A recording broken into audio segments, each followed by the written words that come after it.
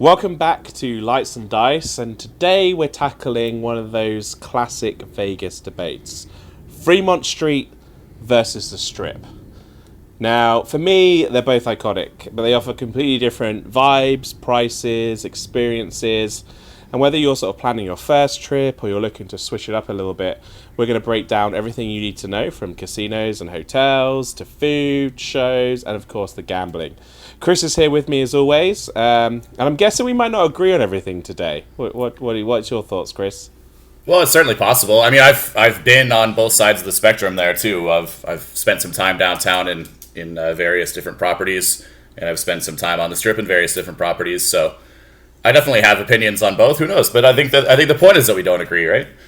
Yeah, and so this could be interesting because you are coming from, I guess, the perspective of having worked on both, as well as obviously you have a social life, I assume. Yeah. I mean, it's called being a degenerate, but it's we can call it social life. I'm guessing you sometimes go to the Strip. I mean, I never really know how much locals actually do, but okay, let's presume you sometimes do. I mean, I know you do from time to time. So you have that sort of perspective, and maybe I have more of the perspective of the Brit in Vegas who did the stereotypical first thing of generally just sticking to the Strip, barely venturing downtown, maybe venturing downtown for a day or two. But then, sort of, for me now, my trips are pretty much downtown exclusively. And I sort of will try and chip in a few of my sort of experiences on my most recent trip whilst we sort of go through looking at the different aspects. So, I thought we'd just start with that sort of vibe. That, I mean, that's hard to define, I guess, in some ways, but that term, the vibe, the energy, the atmosphere, the style. The vibes. Of these different areas. So, for me, I'll kick things off here. Fremont is kind of a little bit more gritty Vegas, maybe would be a way to describe it. Not in a negative way, but that more authentic, for me, Vegas experience, that old school experience. Lively, like a big, fat, old school party would be how I maybe would describe it. Whereas the Strip, I think, is still your more... I want to say polished experience, although we know that's not completely true, depending on where you are on the Strip and where you're staying, perhaps. But sort of your flashy, your spectacle, your big spectacle with, I'm thinking Bellagio fountains, the Eiffel Tower, that kind of thing, the New York skyline. That's how I would differentiate between the two. What are your sort of thoughts on the vibe, the energy, the atmosphere? Yeah, I agree. I've always said the analogy that I've always used is that downtown's more of a real vibe, whereas the Strip is kind of. I mean, everyone always says, right? You can go to Las Vegas and be whoever you want to be if you want to be, and I would say that the Strip would be the demo for that solely because they sell to it. Whereas Fremont Street's more this is where you're gonna want to hang out. It's a place that you're gonna want to hang out and meet people who are similar to you. I don't really want to meet people that are Strip people. I want to meet people that are that are like me, right? I don't want to meet people who are pretending to be somebody else. So I think that's a little bit of a difference. I will say though that a lot's changed, particularly with Fremont Street, and not even a long time either. It's just changed so exponentially with a lot of properties injecting money into remodels, into changing the vibes down there and stuff. There's more concerts and more concert venues, which I think was hindering a lot of people that were Strip specific.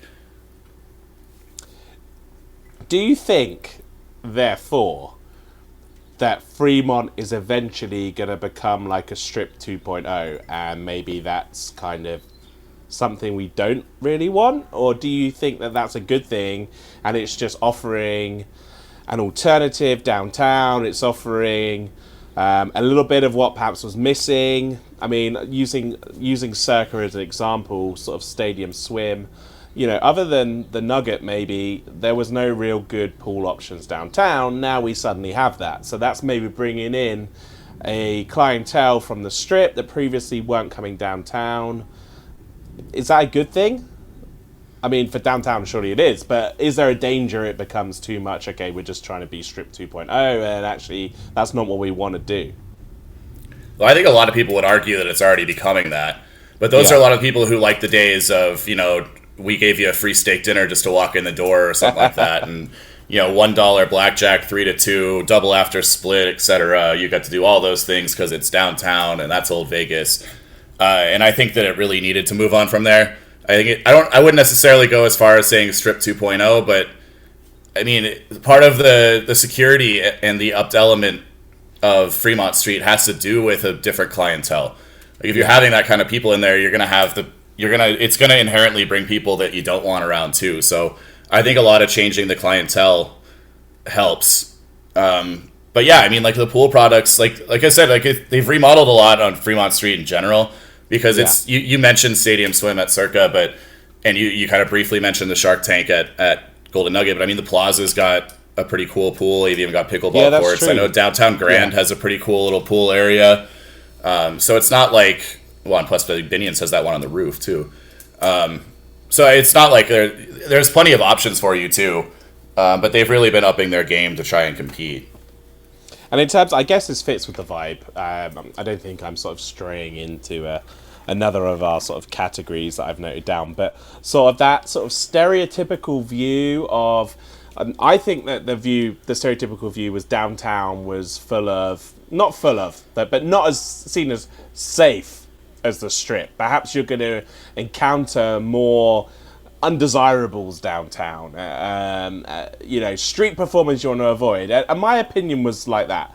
But sort of coming downtown, I've sort of come to realize, they're on the Strip too. So for me, that's sometimes they're just as bad, if not worse, on the Strip too. For me, it doesn't feel intimidating to come downtown. For a lot of people, I think there's that perception that it is. And I think that perception can even still exist when people come downtown, particularly if you're sort of a first-timer, you're heading down to Fremont on a Friday night, Saturday night, it's a little bit more rowdy. Do you think that's fair, or do you think that that's unjustified? It really just depends on the market that's going on. I mean, like Fremont Street tends to have big big get-togethers and stuff like that regarding big events in town. Yeah, so sort of St. Patrick's Day. NASCAR Fan Fest, or St. Patrick's Day is a good example of something they do themselves. I just mean like other events that are going on. They'll have like Fan Fest on Fremont Street and stuff. Yeah, WrestleMania was a big one. Shout out WrestleMania, right? Yeah. So yeah, I mean, it really depends on a lot on the demographic you're bringing downtown. Because I mean, like during NFR National Finals Rodeo, it's just only cowboys in town and cowgirls. Yeah. And that's a way different crowd than. Well, I don't know. I'm trying to come up with different. I'm on the spot now, but I mean, like that's a way different crowd than some of the others. So yeah, sure. Yeah, it definitely ranges, but I know the city's been working a lot with downtown too, which I could speak to since I have experience being down there. So the safety aspect is definitely in the forefront of people's minds and it's improved a lot, I think. Yeah, and that's one thing that I guess finally brought me downtown. I don't want to spend too long, but just as a disclaimer for people that haven't listened to this before, our episodes before, Chris is a casino host at Circa, and I don't want to make it seem like we're just promoting Circa, but Circa is one of the reasons why I sort of shifted downtown, and we'll touch on a little bit more some of the reasons later with regards to gambling, etc. But also the fact that I felt I was finally able to get that sort of, not Strip experience, that'd be the wrong word, because I'm not looking for downtown to replicate the Strip, but that sort of slightly higher quality room product. Obviously, part of that comes in the fact that it's a brand new resort. Not so new anymore, but it's the newest resort. And I feel as though that as time has gone on, more of that has been offered, and that certainly, for me, personally, brought me downtown. For sure. Yeah, and I also at this point I feel like you're so committed to the bit that I might even have to start taking the Strip argument in these. So yeah, this is who knows? Yeah, I have pretty much shifted. I will put that out there now. My trips now are pretty much exclusively downtown, and not even that isn't only Circa. And one other thing I like about it, and the reason I mentioned Circa then, I don't know why I didn't mention it just 3 seconds ago, was the whole safety aspect, the IDing at the door. Because and I'm not like anti kids in Vegas, because I know some people are. They don't have a place there. I don't really care. But what I like about the IDing at the door is you're not getting hassled by certain individuals who may frequent Vegas bars, etc. Which I have had experience of elsewhere and on the Strip. But I've come downtown before. I've stayed at Plaza before. Back in sort of the late. In fact, it was late 2021. That's really was my first experience of downtown. And so it's not just that enhanced room product, but it's also the general sort of feel, atmosphere, vibe. For me, as someone that comes in and purely basically gambles. I mean, my last trip was a little bit different because there was lots of other stuff going on. But 9 times out of 10, my trips are purely gambling. Downtown is, for me, the way to go.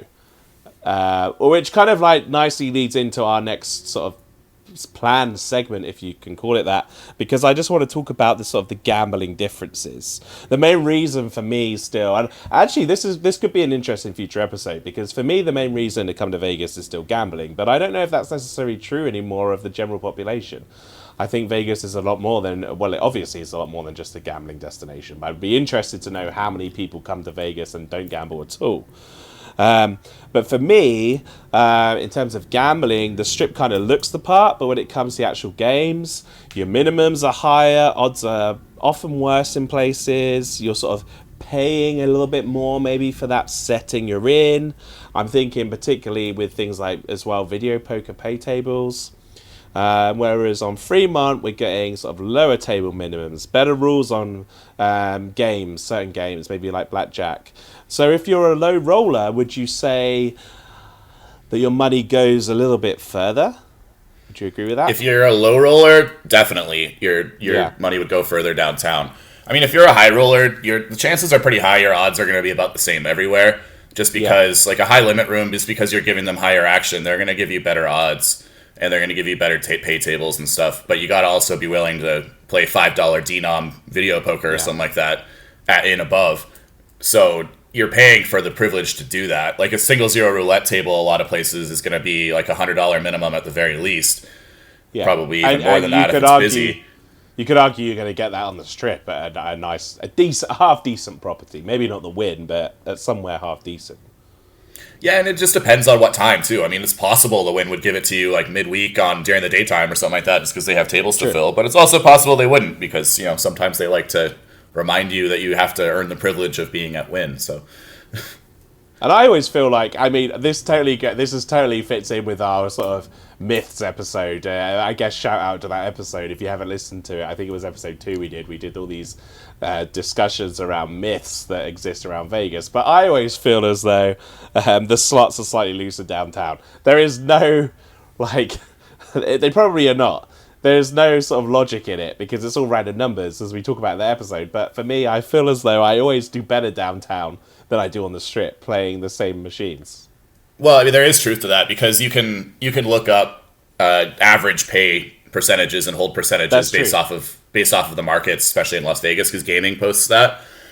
But yeah, you're right. When it comes down to an individual machine, who really knows? As they could have said it in any certain way at any certain property. Like there are probably plenty of good payback machines on the Strip as well, as there are downtown, and I'm sure that there are a handful of machines that don't pay back well downtown that are also still on the Strip. So I suppose with the gambling thing, and I've never really thought about it this way because I'm not a massive table games player. I dabble, but I'm not really a table games player. I'm mainly a slots player, video poker. So would you say, and I think I would say this is true, that the bigger difference in terms of gambling, if you're looking for better gambling, comes from the perspective of a table games player over a slots player? Maybe removing video poker from the equation, because actually I think with video poker the pay tables are far better downtown, certainly at a lower denomination anyway. But slots, if you're a purely slot player, there's less of a difference, I would say. A noticeable difference, maybe, than there is if you're a table games player. Between the Strip and downtown, you mean? Yeah. Yeah, I mean, because a lot of the same product is going to be across all the properties. I mean, a lot of the newer machines have what's called a wide area progressive, which is linked between everywhere in the market that has that machine, not just that property. The machine company is actually responsible for the jackpot. So yeah, I mean, a lot of the slot product remains pretty similar, and plus, like, nowhere is going to take advantage of you, especially in like a real corporate market like this, because they know you're not going to come back if you don't win there. So regardless of the property, even if they're trying to target purely people coming and going for conventions, for example, or like just being across the street from a stadium, or any number of reasons like that, they're still not going to want you to just absolutely get destroyed on your bankroll or something, ultimately, because then you're not going to come back. It depends what you like too, right? Because you could find, if again, I've used me as an example for someone like a slot player. There are certain machines I prefer to play to others. Like, I am not a massive fan of Huff and Puff. You'll be surprised to hear. I know. Wow. What about Huff and More Puff? Oh God, don't get me started. There's what about even more variations now, or the high rises? Well, I played it last trip and I didn't do so well. So, but whereas like, okay, so the machines I like are the ones I look out for, and if there's a casino, whether it's on the strip, whether it's downtown, I'm gonna just go there because those are machines I like to play. So I think it also largely is going to depend on, you know, what properties you like downtown, what properties you like on the strip. Maybe there's certain properties, like I remember, for instance, I'll give you another example from a few years back, and I don't play this game much anymore because I just have such horrendous luck on it, and it's a money sucker because it's high volatility. But Diamond Queen, I used to be obsessed with that game, and I could barely find it at certain properties, whereas I think Caesars had it everywhere, some MGM properties had it, mainly High Limit, Cosmo had it, but hardly anywhere else had it. So I would gravitate, obviously, to those properties that had that game because that's what I like to play. So that's, I would say, if you're a slot player, that's a bigger deal. I mean, Cosmo availability for sure. Yeah, Cosmo always used to be the one that had the new slots. Maybe not so much anymore with the MGM takeover, but Cosmo always used to be the place to go for slots. I think downtown has a good selection, though. They do, and they're going to have everything big and popular that you want. Yeah. But I think that also brings up too that you don't get anymore. True. Well, Sigma Derby's downtown. That's the only Sigma Derby location. That's true. Sorry, I interrupted you. Oh no problem. I just mean it also that could still be somewhat of a proponent for the strip, like somewhat of a positive argument. Is that just simply because they have more slot space and more room to put things, that they might have a bigger, wider selection, or maybe like everywhere's going to have the same machine, but they'll have multiple different denominations. Sure. Not that I can think of a specific example. I just mean that the possibility certainly seems to be there just by sheer space. And there's sort of the final argument I would make, and this is because the age-old argument I always see online with, and I just want to touch on video poker at this point. Video poker players are obsessed with pay tables, right? Fairly, perhaps, because if you're playing video poker purely from a perspective of maximizing your EV, your profit, you're going to be wanting to play the best pay tables. However, I want to put this argument forward. For me, if I want to play video poker at a bar, because I to be honest, if I play video poker, I'm playing at the bar. I don't play on the floor. I don't find it that fun to play on the floor.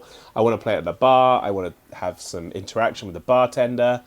I am more than willing to accept a worse pay table in order to play at a really nice bar with really nice drinks.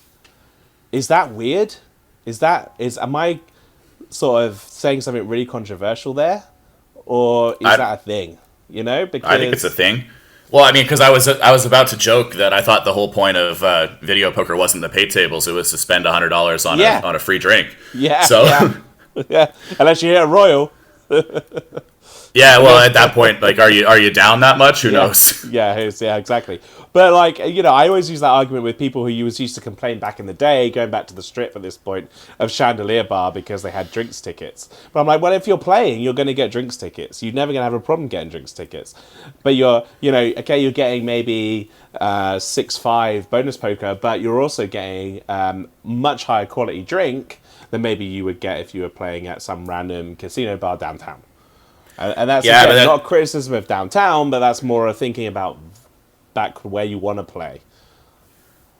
Well, and bars like that too, regardless of location, are still gonna have stuff that they can and can't comp you based off of play, or Yeah. maybe you have to play X amount, or maybe if it's drink tickets, you got to have multiple tickets in order to get this particular drink. So, I mean, to say it's just cut and dry like that is probably a bit misleading, because it's not like you're gonna just be able to get like, oh well, this our Manhattans are made with this Scotch or something like that. We have a fancy drink. Or I don't know why I said Manhattan, but anyways, you want to get this Scotch instead of like Johnny Black. Ours is Macallan. Doesn't mean that just for the same play you're going to get it for free. They might just have true. a higher barrier of entry there. And it's fair, and it's also what I always have found interesting in the past is it can differentiate on the strip between properties that are even owned by the same company. So you may be able to get, you will be able to get a higher tier whiskey comped for the same level of play at Bellagio than you would be able to at somewhere like, I don't know, New York. But well, an interesting development too, because like I said, I do spend some time on the strip just in my free time. Is one of the few locals that does. Well, I used to live on the strip. I used to be that stereotypical Las Vegan everyone thought existed, a strip high-rise. But, like, the Wynn, for example, just doesn't comp. Like, they don't bar comp drinks anymore for video poker players. They just have a sign on top of them that just says, like, we just don't do that. They do at one bar now, but they didn't used to, you're right. They do at one bar now, and that is only at Charlie's Sports Bar. Yeah. So, yeah. I thought that was kind of interesting, too. Yeah, but they didn't feel the need to. They didn't feel the need to have to do that.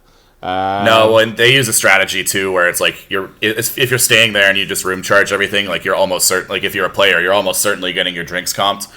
Yeah. And plus, it gives you perceived value that way too. I think that's the way they do it. But. All right, let's move on to the next sort of category on the list, and this is one where I think actually the strip probably wins. But I guess actually at the same time it depends what you're looking for. But this is the food and drink category. Now, if you're looking for your sort of fine dining experiences, your really top-notch chefs, and I'm not saying they don't exist downtown, but I think they are more plentiful on the strip. You've got Gordon Ramsay restaurants, you've got Nobu, you've got fine dining. Your wallet's going to feel it on the strip, unless you're comped, of course. But yeah, for those experiences at that high level, I think the strip is the place to be. What's your thoughts? Yeah, I agree. Well, I mean, it depends too. Like everything here depends. Yeah, if you're looking for like a French spot or something like that, or a place that would be Michelin starred, if Michelin came to Las Vegas, etc. Yeah, I mean, on the whole, yeah, you're probably correct about the strip. But I would say that downtown's best restaurants compare just as well. They just don't have as many of them.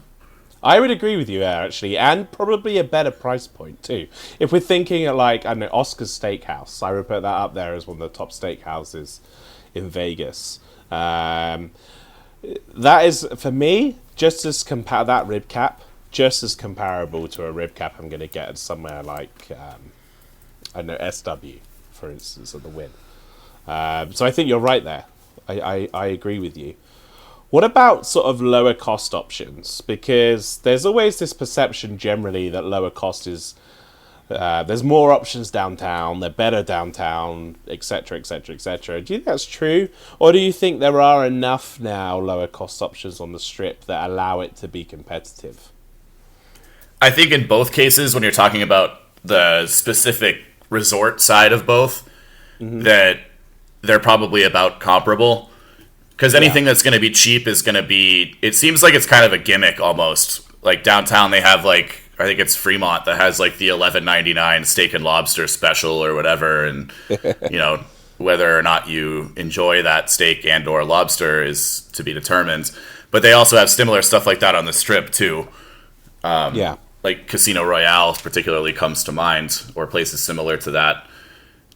So I think the thing that does put downtown ahead there is more its proximity to exterior restaurants, like East Fremont, for example, which is going to have more approachable restaurants, or you're not really that far away from the Arts District, which has a whole bunch of more approachable bars and restaurants. than I think stuff near the Strip necessarily does.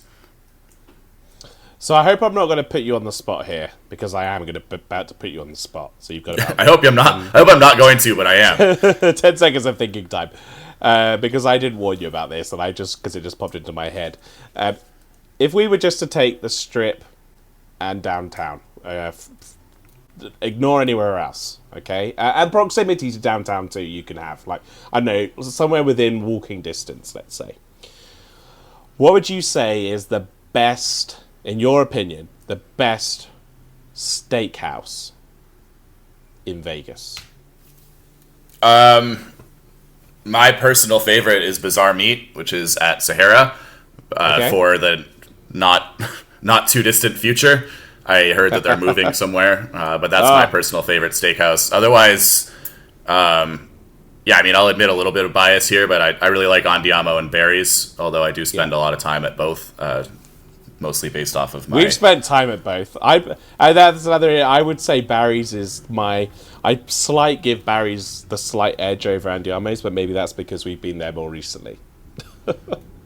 Yeah, it's possible. And I think a lot of it, too, is just the ambiance, whether you prefer the change in ambiance. But, yeah, I mean, yeah, like I said, I'll admit a little bit of bias because I go to a lot pretty frequently, but I still can't just, like, I'm not lying when I say that they're among my favorite restaurants, so I still have to put them in the list. And what about, like, lower cost option? Let's say pizza. Because everyone at one point's raving about Secret Pizza. I had Secret Pizza, I thought, yeah, it's good, but it's a little bit like the hype. It's just overrated a little bit. It's 100% hype, and it's also not even that much of a secret anymore. I That's mean, I think true. that everyone raves on it because everyone who goes there just got out of a nightclub, particularly Marquee, and I never like, went after a nightclub. well, that's I just what maybe you went want to tell after people. after a gambling session. It's still the Yeah, well, same either thing. way, I mean, like it's the end of your night that you're going to places like Secret Pizza. So at that point, like, you know, a Hot Pocket would probably be pretty satisfying too. So I'm not, and like, don't get me wrong, I'm not trying to like completely shit all over Secret Pizza. They're fine. I just mean like I think that it is one of the more overrated spots. Yeah, it's just a piece of pizza that you're going to pay a lot more money for because it's Secret Pizza. It is. I really like Pizza Rock personally. Pizza Rock is there. I was going to mention Pizza Rock or Evil Pie as well. Yeah, that one's another popular one. But, you know, I mean, don't get me wrong, guys. If you're listening to this, you're like, oh my god, the food on the Strip's going to be horrendous. It's good food, and downtown too. But you're going to have varying experiences wherever you go. I went. I love SW Steakhouse. I went recently. I didn't have as good a meal as I've had in the past, but that was just one day. You know, every other time I've been, it's been amazing. Equally, I've been downtown, had meals downtown, and I thought, yeah, they were good, but they weren't great. That's just the way it is. Your experiences are going to vary, but sort of generally speaking, who do we give the edge to here? This is a hard one actually, because at first I thought maybe the Strip edges it, but now I'm starting to think it's a little bit closer than that. I think from an overall perspective, the Strip definitely wins. I don't think that it's really that much of a debate at that point, just because they have purely more options, and I think that just for that reason alone, it probably wins. But I think when you're talking the quality of individual restaurants, downtown definitely holds its own. And plus, one of my other favorite restaurants in Las Vegas is like Esther's Kitchen, which is an arts district, which I would claim as territory of downtown because it's a lot closer. And, that's both a great value and great food. And I mean, so yeah, it's a good example of individual restaurants definitely holding up to the Strip. But I think that overall, because I mean, if you look at just like one property in general and all the restaurant options they have, like say Caesar's Palace or something, you've got the option of a steakhouse. Like they have Peter Luger, they've got Hell's Kitchen, they've got Guy Savoy, they've got, like they just have so many options that are all very good dining options. Whereas you're talking about, the Nugget has Vic and Anthony's. Yeah, it's not. It's different. It's a different market. It's a different target market. There's just less of it, and a lot of it goes to my slot argument too. There's just more space to put stuff, so you might as well put more restaurants too. The other thing is, it just depends what you like, right? Like, I'm using us as an example, and again, I apologize because it's kind of circa bias because that's where I was my last trip. But we had a great meal at 8 East, great lunch spot. But I really like that type of food. If you don't like that type of food, you're not gonna enjoy that experience. You're gonna wanna, you wanna go somewhere else. Some people love the Guy Fieri's restaurants on the Strip. They're not for me, but I get why people like them. That's the other thing. Sure. Do you know what my two best dining experiences were in Vegas? And they were both on the Strip. No, I mean, I could just guess so many different things, but I don't know if we have time for that. So one was the mansion at MGM Grand, where I was lucky enough to have breakfast a couple of times. Now, admittedly, that's a slightly unfair example because you can't. I was going to say, I hope that's one of your favorites. Yeah. That's just like saying, I went to L'Atelier Jean Rubicon or something like that, and I was like, it's up there on my list, but... Jean Rubicon was my other example. Those were the best. Yeah. But they're like in another league. The mansion one, you have to be staying at the mansion. I was actually staying at the Skyloft, so I wasn't even staying at the mansion. I could pretend I was, but I wasn't. So basically, the between the lines on your best restaurants in Las Vegas are the one place that used to hold 3 Michelin stars and the place in the exclusive spot at MGM Grand. So cool. I'm at least glad that they're living up to their reputations here. This is me flexing, right? No, but those. Okay, that was what it was about. You just want everyone to know. But when I think about it now, I'm thinking, okay, so those are great, right? And Joe Rubicon, I actually ordered the same meal I had twice. That's how good it was. We won't talk about the price point at the end of that, but I was like, that was so good. More importantly, you're just trying to flex that you've been there twice now. Not a big deal. No, it was. I mean, I ordered it twice in the same night. I was there, and I was like, I got to eat that again. It was so good. Okay. So they bring you like that 12-course menu, and you're like, you know what? This one's great. Just bring that for all 12. Yeah, I didn't do the tasting twice. Don't worry. There was a select part. But anyway, other than me being greedy. I now wonder, was the experience, although yes, it was probably the best experiences I've had, one of the best, generally, across the world of meals I've eaten, not just in Vegas, but was it that much better than the meals that I've had elsewhere? I'm thinking like at Oscars, where I think that I've had the best rib cap I've had in Vegas. Was it worth that sort of, 3-4 times the price? Maybe not.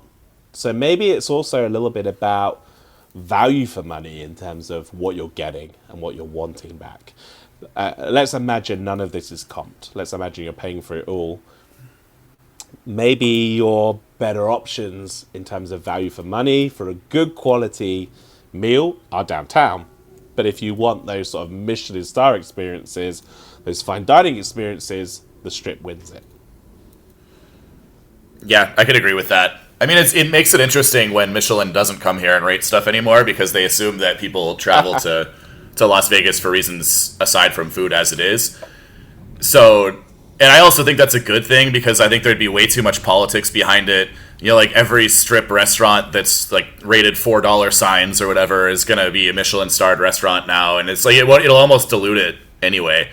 Yeah. Whereas, it makes more sense if you go to like a New York City or like San Francisco or something like that, where there's like, 10 or 15 choices. And it's like, okay, well, maybe I want an omakase spot and that limits it down to 5, or maybe I want a steakhouse, or maybe, any number of things. Whereas if they included Las Vegas, there would be like 100 Michelin starred restaurants and it would just kind of defeat the purpose. All right, so we maybe should have started with this earlier, but we kind of alluded to it a little bit earlier. I certainly did. Let's think about hotels. Let's talk hotels. The big one, probably, in particular for first-time visitors, I think. On the Strip, you've got the big, massive hotels. You've got the size, the spectacle, the pools, the shopping, the spas. Spas is an interesting one because I think that is where downtown lacks. You've got the floor-to-ceiling marble, but you've also got the long walks, the long check-in lines, the high resort fees. Whereas, I guess, Fremont, generally speaking, slightly smaller rooms, but lower prices, maybe easier comps. I feel like downtown, you're never more than 3 minutes from a table or a slot machine. So, what are your thoughts? Where should people be staying?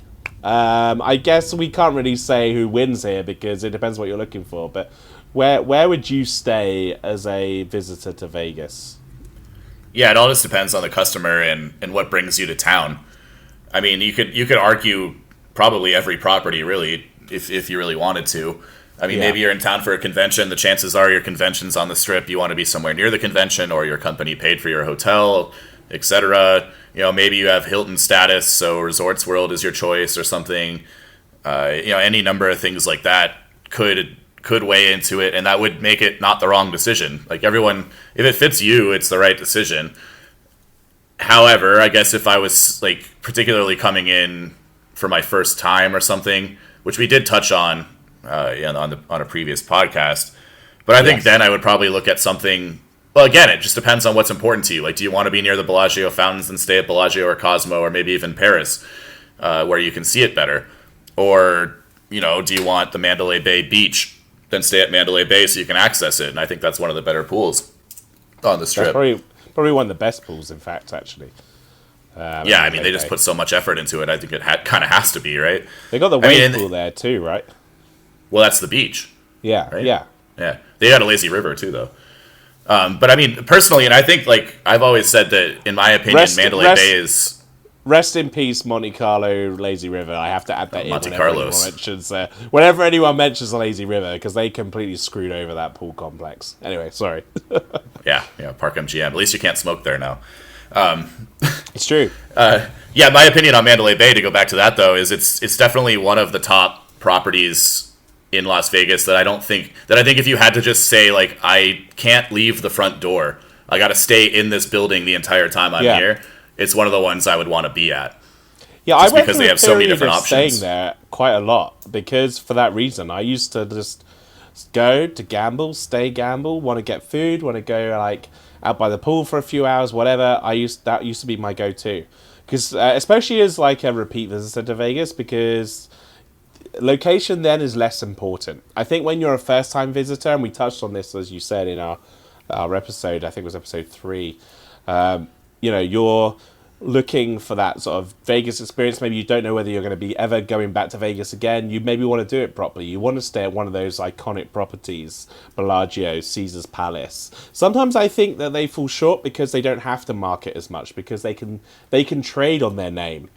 And I think you need to consider some of those other properties around there. I always talk about Treasure Island. I think it's slightly less appealing now. It's not really been renovated a few years, but when I first came back in 2015, I stayed at Treasure Island because I was about location for me, and location was decent, price point was decent. I was able to go and explore Center Strip. For me, that worked. So there are other properties around the area too that work. I think for me though, for first-time visitors, you still got to stay on the Strip. I think So. Well, I mean, I could see it going both ways, honestly. I think that you might experience more if you did stay downtown and went to the Strip when you wanted to. But again, it always just depends on what you want to do. I mean, if the reason you want to be on the Strip is because you want to walk around on the Strip, that's like a day thing you can do. If you're staying downtown, you can take a ride down to the Strip and then just go walk around for the day or something, or maybe even just get a room for the night, and then you got 2 nights. It just depends though, because I mean, if you're looking to go to like a bunch of nightclubs or something like that, then yeah, maybe you want your home base to be on the Strip. Yeah, that's true. If you're coming out for, like you said, convention, but if you're coming out for a particular event, I use WrestleMania as an example, you might want to stay at Mandalay Bay because you want to be close. Or if you're going to a lot of hockey games, you're planning to go on a lot of events at T-Mobile, you maybe want to stay at Park MGM just so you're close to it, or New York. Maybe if you are all about, I'm trying to think of other examples. You've already touched on the nightclub scene, but maybe you're all about, pools. You want to stay at a particular resort for the pool. You're right. You need to think about before you come, or even if you're a repeat visitor when you come. Like for me, I realized all I do is gamble. I rarely used to. I don't go to Cirque du Soleil. I like a nice meal. If I go to anything event wise in Vegas, it's either because it's comped and it's offered to me, or because I'm coming out for that particular reason to go to that event, like WrestleMania or the F1 or whatever. and then I would make decisions around that. But otherwise, all I'm doing is gambling. So I'm gonna want to just stay where I play. Two very interesting analogies there too, WrestleMania and F1. Yeah. Not sure there's a whole bunch of crossover fans in there. No, that's true. But you know what I mean? Like I'm a simple guy. I'm coming out for the gambling, so I'm just going to stay wherever it could be very, very, very conceivable. And I think not this trip, but the previous trip, I stayed at a property, and I didn't leave for the whole time I was there, pretty much, other than to go for a steak dinner with a certain someone elsewhere.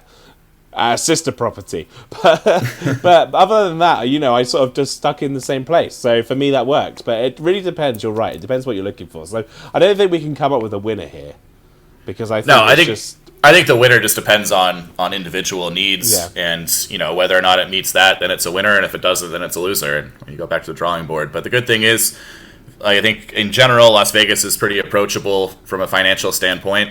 Maybe it's been changing a little bit if you follow people's feedback on social media, but I think that there's a lot of options to fit just about everybody, and with that you get multiple whacks at it. You could come back again and try all over again if you didn't like it the first time. Maybe there's something else that you're missing. And you almost certainly would want to come back again. If you're a first-time visitor, trust me, you'll be back. Well, that's the thing. Like the first time you get there, you start learning things that you want to do next time. Or you learn things in advance from listening to great podcasts like this one. Yes. So that kind of also leads me into, I want to touch on entertainment and stuff, but it kind of like, to skip ahead, one of my big sort of notes I made prior to this episode is actually, and it ties in well with what we've just been saying, it's what's right for you. That really, when it comes down to what's better, the answer really is, it depends. Not to spoil the end of the episode, but it depends on what kind of trip you want. If you're a first-timer chasing that Vegas fantasy, maybe you go strip. If you're a gambler, a people watcher, or on a budget, maybe you say downtown, Fremont, because I think that delivers big there.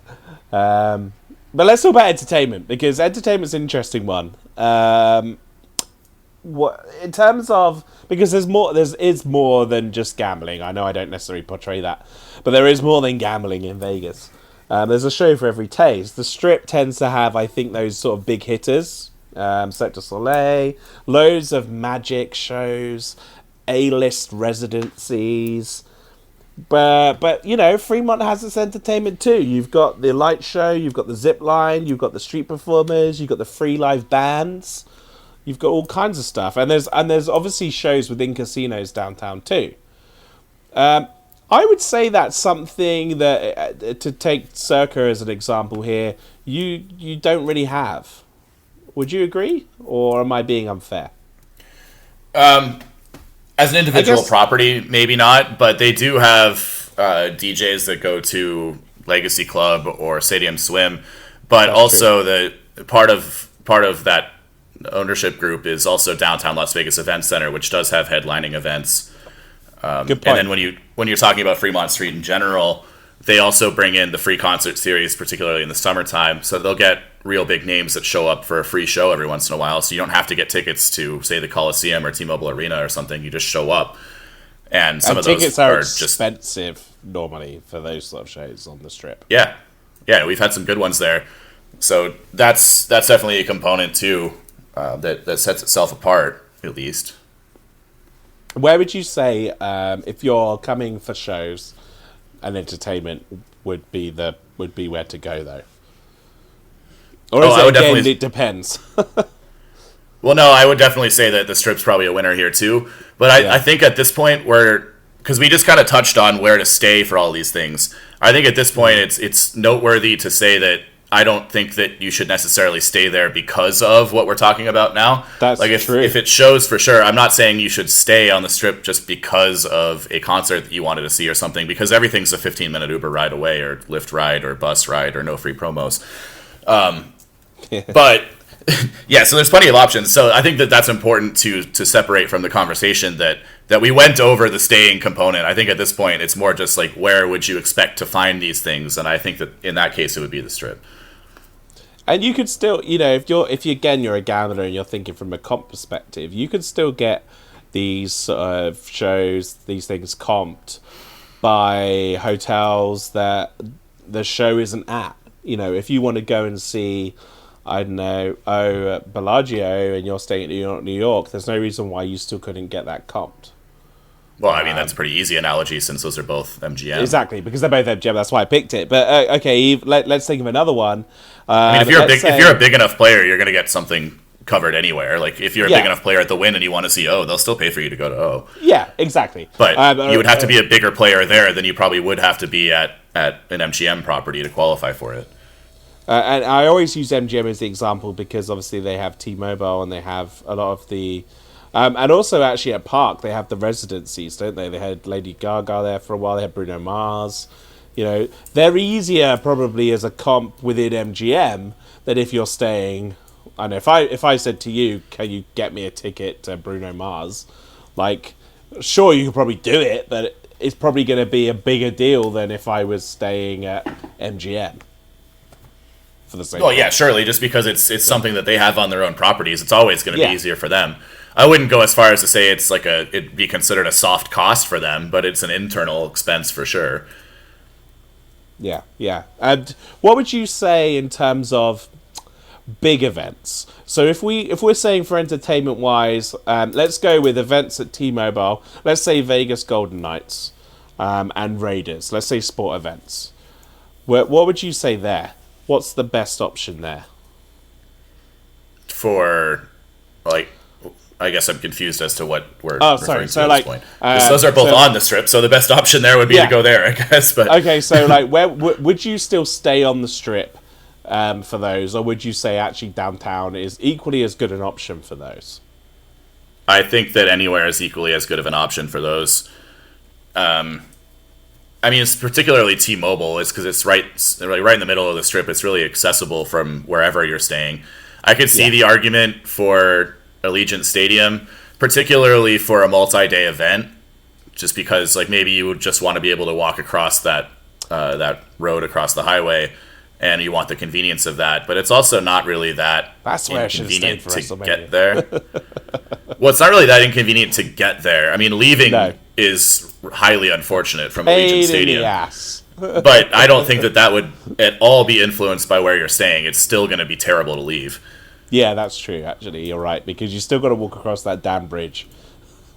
Yeah, but T-Mobile doesn't have that aspect. You have that whole park area to actually, I think go T-Mobile is one of the better places to get away from, generally. Because... Oh, you mean like actually like leaving from the event? Yeah, and even arriving too, actually. I think T-Mobile has got it down. I mean, you could easily say it's because there's like significantly less people that are going to be at any particular event there. Yeah. But I agree. I mean, there's just a lot more... Well, there's a lot more roads and stuff around there. And plus, there's a lot more parking around there. So if there are any locals going, you're not really worried about fighting with them to get an Uber. Whereas Allegiant Stadium, there's nowhere to park. Like, they built this 60,000-seat stadium with, like, 1,000 parking spots. So you're at that point, you're competing with locals to get in and out, too. All right, let's try and tie this together because we're approaching sort of the 50-minute mark. So, to wrap it all up, downtown, Fremont, and the Strip.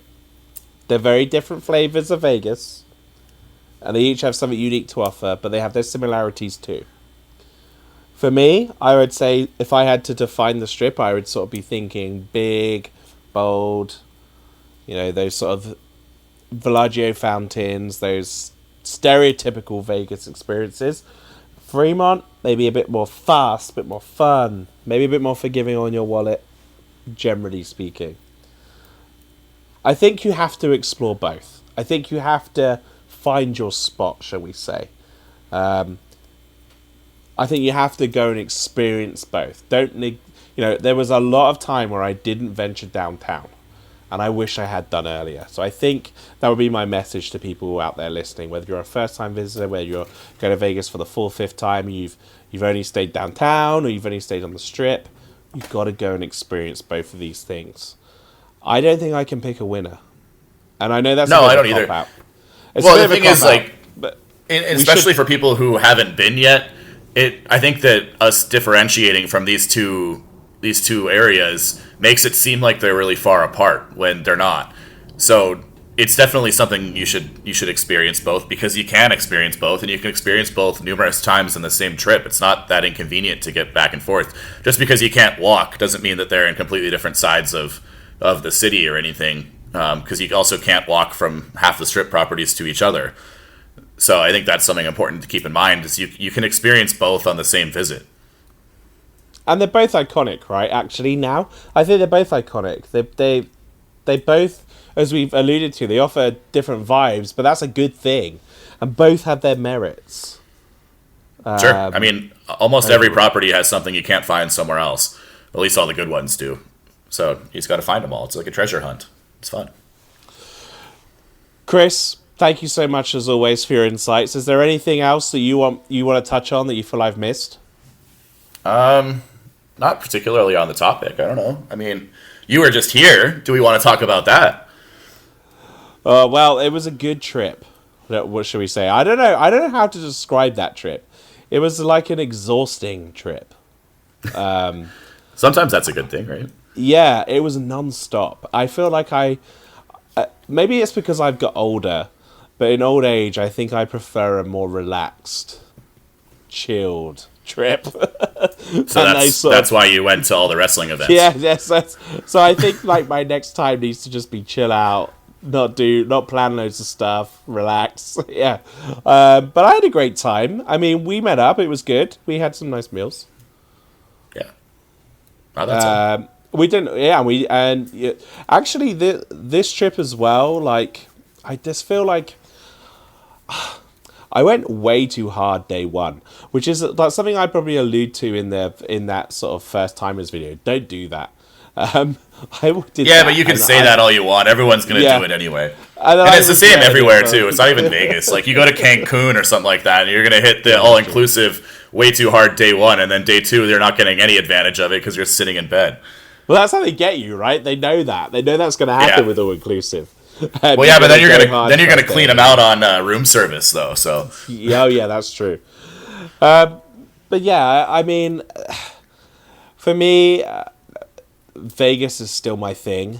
But I think I think this ties nicely into what we've kind of been discussing. As I sort of don't even get older, not even me as a person, but as I get older in terms of like my Vegas visits, as I make more visits each year, and I come for like the 10th, the 12th, the 15th, the 20th, whatever time, my want, the experiences I want change, and I think that's an interesting thing to think about in terms of people listening to this. Think back over, there'll be people listening to this who've been to Vegas 50 times. There'll be people listening to this who've been to Vegas 3 times.